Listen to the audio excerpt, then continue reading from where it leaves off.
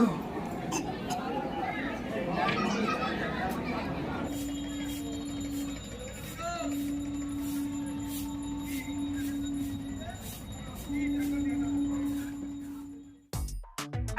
বন্ধুরা, welcome to our channel dream destination.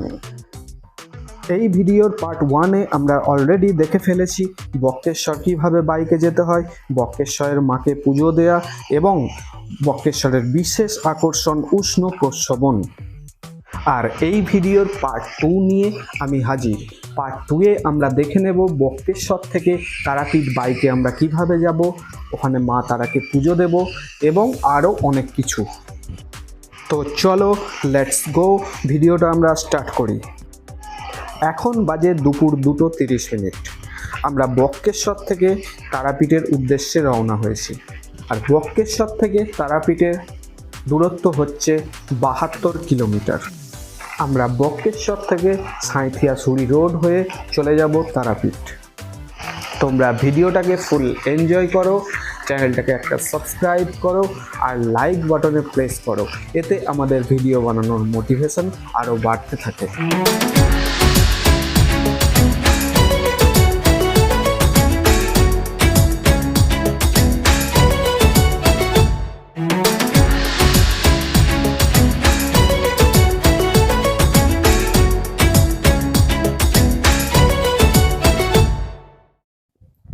এখন বাজে বিকেল 5:30 আর অলরেডি আমরা তারাপীঠে ইন করে গেছি।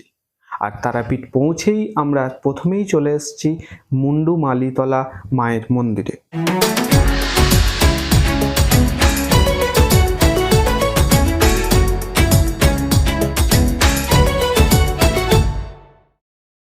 এখন তোমরা যে মূর্তিটি দর্শন করছো এটি মুন্ডমালি মায়ের মূর্তি।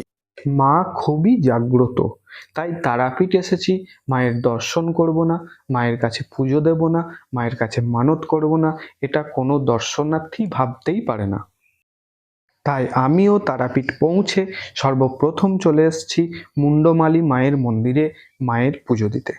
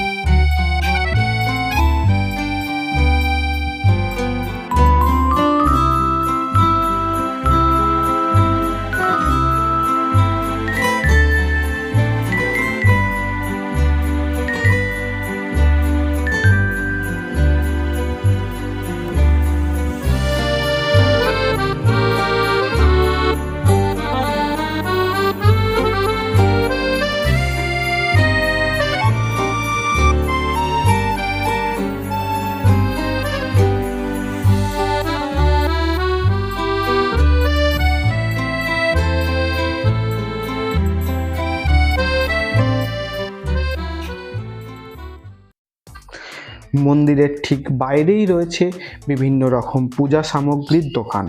তোমরা চাইলে এখান থেকে বিভিন্ন রকম পূজা সামগ্রী কিনে নিয়ে মায়ের পুজো দিতে পারো।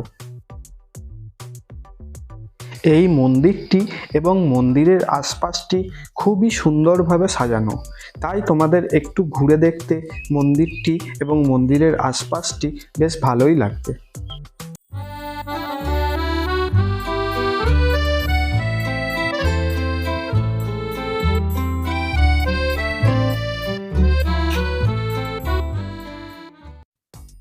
আমরা জানি একটি শিশু তার মায়ের কাছেই সবথেকে নিরাপদ, সে মানুষ হোক বা একটি বানর।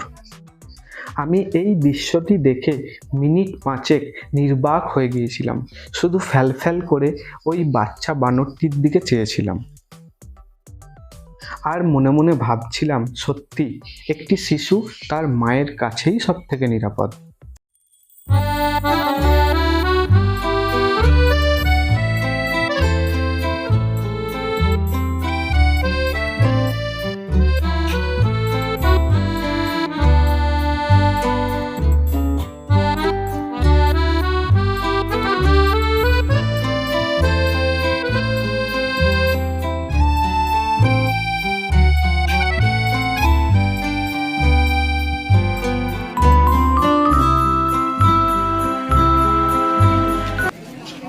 আমরা চলে এসেছি তারাপীঠের মা তারার মন্দিরের একদম সম্মুখে।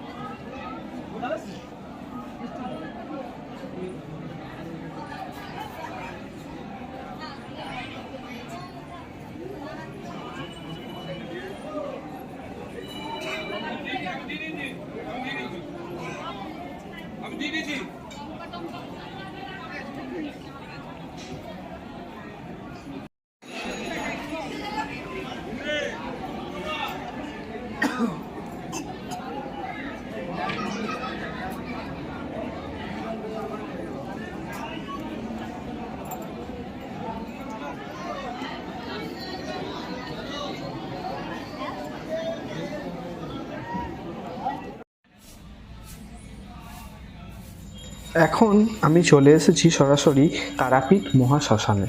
আর তারাপীঠ মহাশ্মশানে সাধক বামাখ্যাপার এই মূর্তিটি দেখে আমি সত্যি হতবাক হয়ে গিয়েছিলাম।